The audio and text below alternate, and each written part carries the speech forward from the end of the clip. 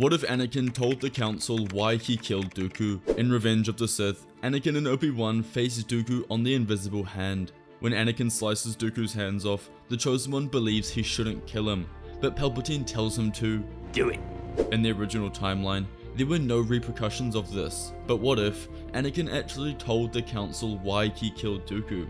How would that change the Star Wars timeline we all know and love today? Let's start today's story just as Anakin and Obi-Wan returned back from rescuing the Chancellor.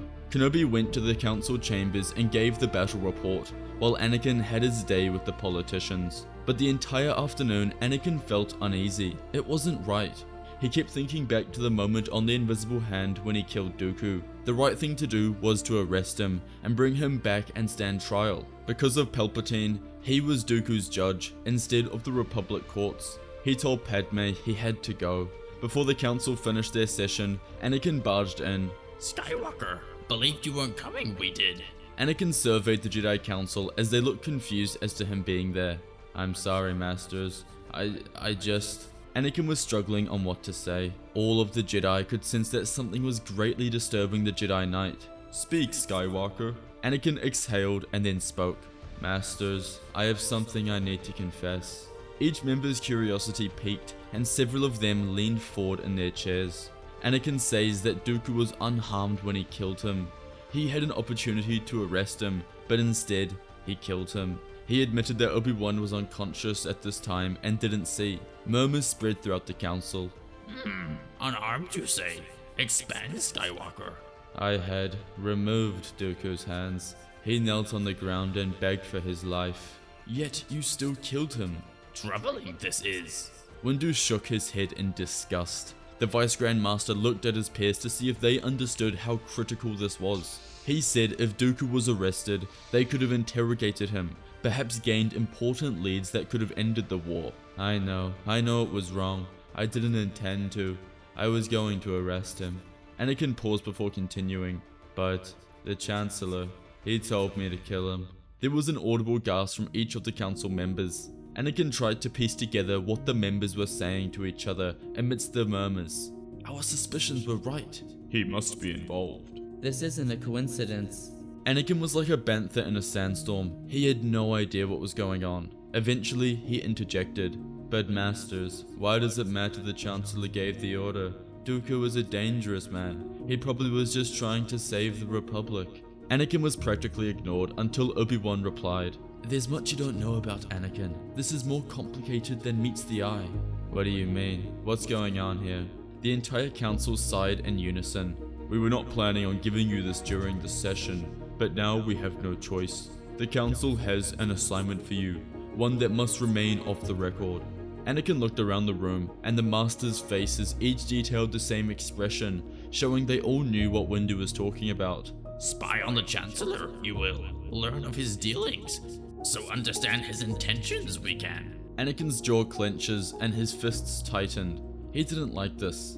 You want me to spy on him? He's been a mentor to me since I was a boy. Before Windu or Yoda could respond, Obi-Wan quickly interjects as he can sense Anakin's emotions rising. Mace, should we tell him? All of it. Windu immediately shut it down, but Kenobi didn't let up. He said Anakin deserves to know, since he just put himself at risk by revealing why he killed Dooku. The Masters exchanged resigned looks. After several long seconds, Windu motioned for someone to speak. To race Darth Sidious, we have a hidden passage he uses beneath 500 Republica. Anakin's breath caught. 500 Republica. That's the Chancellor's residence. We don't know the full meaning of it yet. That's why we need someone close to him, someone he trusts. We're not accusing him, Anakin, but the connection is too close to ignore, and we trust you to help us understand it. So if you didn't know, this actually comes from the Star Wars novel Labyrinth of Evil by James Luceno. It's a great book for anyone who hasn't read it, and it sort of just details how close the Jedi Council actually came to discovering Palpatine as the Sith Lord prior to the events of Revenge of the Sith. So from here, Anakin was shocked, but most of all, he realized the Council were giving him this assignment because they trusted him, because they knew he had ties to the Chancellor which could be imperative moving forward. Believe in you, we do. Strongest of us, you may be. In the space of a few minutes, Anakin's outlook towards the Council changed.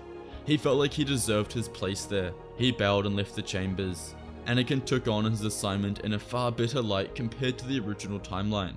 Originally, Anakin simply felt like a tool, like the Jedi were weaponizing him against his father figure, but now he felt more a part of the Jedi family and that he's investigating something for the Republic's needs compared to just Mace Windu. From here, the events of Revenge of the Sith would follow suit. Anakin goes home to his wife and that night has visions of her dying in childbirth. The following day, Anakin would be full of emotion. He was summoned by Palpatine, who Anakin was now far more wary of, and even a little suspicious after learning of the secret passage beneath 500 Republica. Though Anakin still had faith in his mentor, and he needed there to be much more evidence and proof. More than Jedi conspiracy, Palpatine elects Anakin to be his personal representative on the Jedi Council, and Skywalker takes his appointment to the Council chambers. As Anakin stood in the center, everyone could notice something was different. Anakin wasn't as arrogant. It was almost like he was taking this assignment seriously. Masters, the Chancellor has requested I be his representative. He didn't try to defend it or act proud. He only added, I don't see any hidden motive yet, but after what you just told me, I wanted you to know. The council listened quietly. Windu nodded once and said, You will sit on this council, Skywalker, but we will not discuss the rank of Master until this mission is complete. The words stung, and Anakin lowered his eyes. I understand. It's embarrassing to be the first Jedi on the council who isn't a master. His voice was soft, almost like a boy admitting a secret. For a moment, no one spoke. Then Plo Koon leaned forward. Do not be embarrassed, young one. Politics shape many things here. Play the game for now. The council stands with you. Anakin froze at that. The phrase felt strange and warm, like a fire finally lit after years in the cold. He had never heard anything like it from them. He realized that ever since he had returned from the Outer Rim sieges, something had changed. They trusted him. They needed him. The feeling settled in his chest like a weight lifted, and for the first time in a long time, Anakin felt like he truly belonged. There was now nothing in his life to worry about, nothing to consume his thoughts. Wait. Anakin's mind immediately shifted when he thought that. Padme. He was jolted back to last night when he had a vision of her dying. Now his entire demeanor had shifted, and all he could think about was saving her life. He bows to the Jedi Council and moves to sit, but it was too late. They had all sensed it. The dramatic shift within him. It was too big to ignore. Wait, Mace Windu said, raising a hand. Something is wrong, Skywalker. Tell us. Anakin froze like a statue caught in a storm. He didn't breathe. Then Yoda's soft voice cut through the silence. Speak, and help you perhaps we can. Anakin swallowed hard. What was he going to do? Then he thought that perhaps they could help. I mean, they had just proven how they clearly trusted him now, and if there was any group of people with the knowledge to help him, it was the Jedi Council. Master Yoda, do you remember when I came to you with premonitions of a loved one dying? Yoda nodded slowly. Yes, Skywalker. Those visions, they're of my wife, Padme Amidala. I see her die in childbirth. The entire council gasped audibly, the sound sharp and sudden, like a blaster bolt in a library. Obi-Wan stood in shock, ready to speak, but Windu raised a hand to silence him and motioned for Kenobi to sit back down. Anakin's breathing turned shallow, and he turned his head.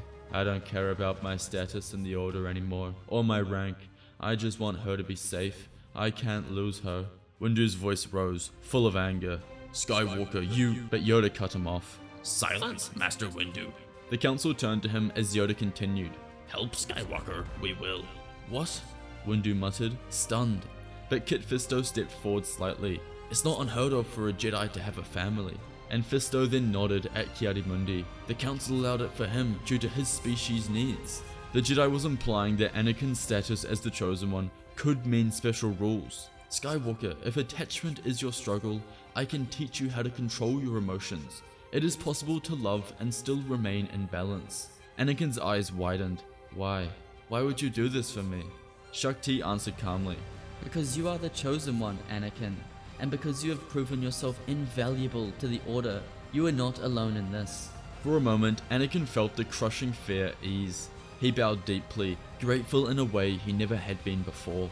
From here, Padme was moved into the Jedi Temple's secure medical wing under Master Chi's care. There were Jedi healers around her constantly to monitor her. While it didn't feel completely certain, Anakin felt a wave of safety wash over him for the first time since the visions began.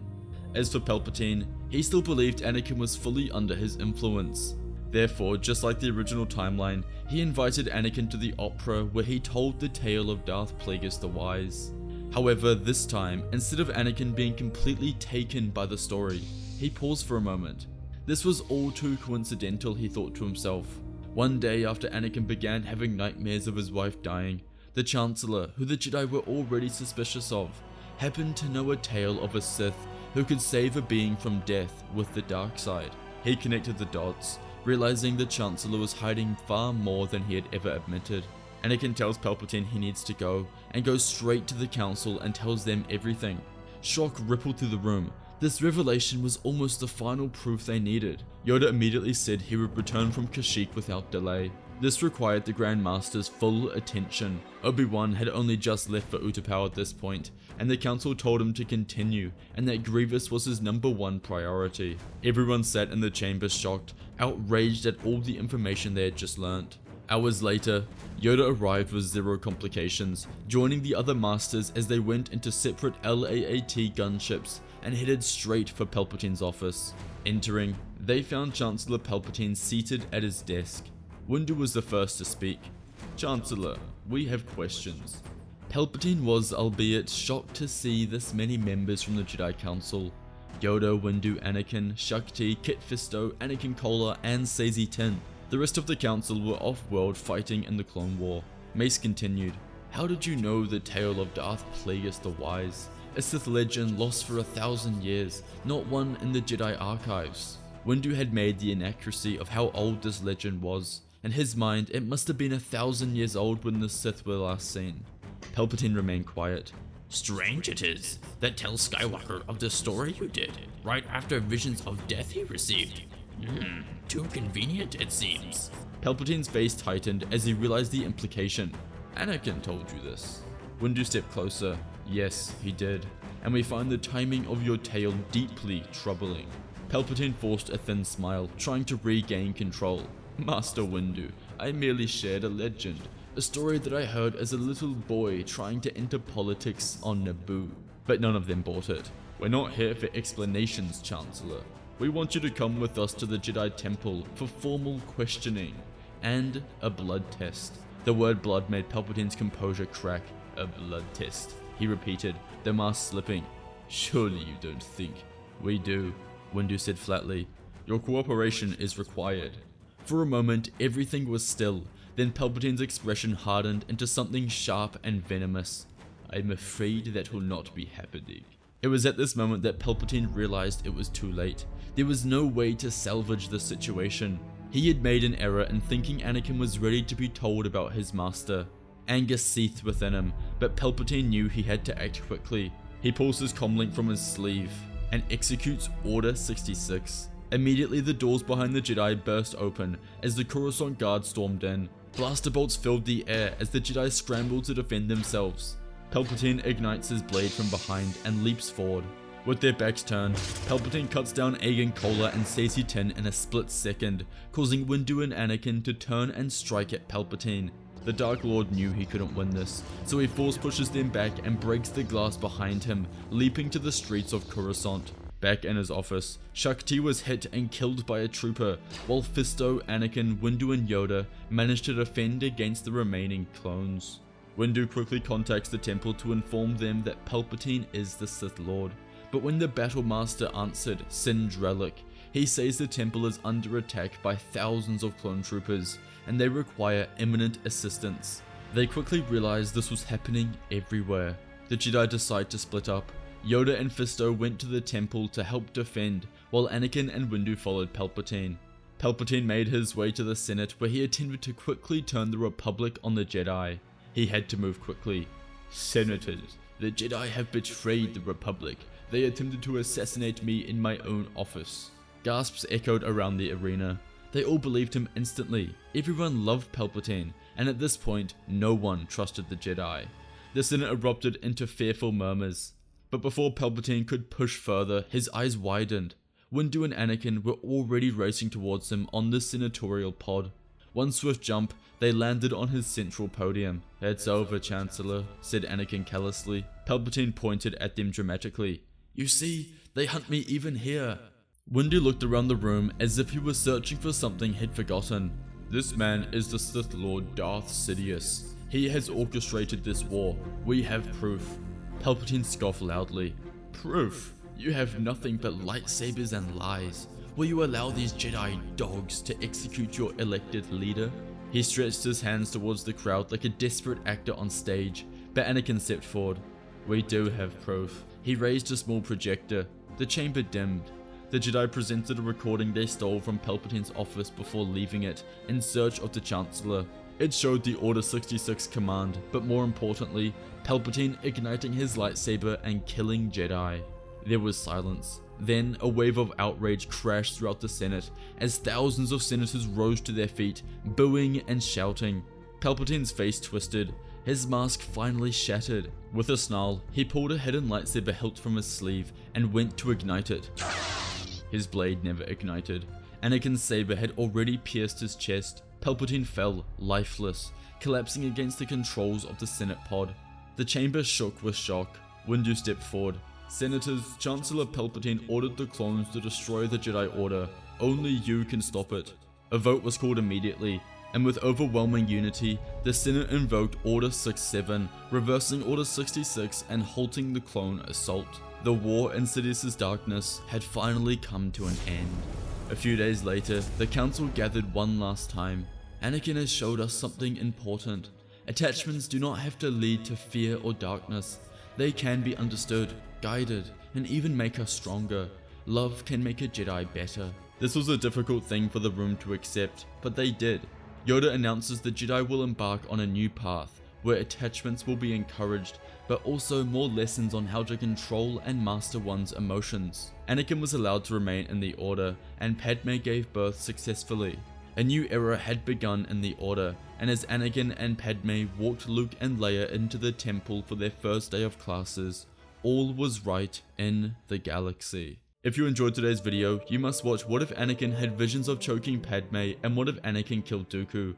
If you love Star Wars, then you need a saber. At Fantasy Sabers, we offer sabers from your favorite characters, as well as custom hilts which we have made ourselves. It's such a fun community and has grown my love for Star Wars so much. I'll leave a link in the description below, so be sure to check it out.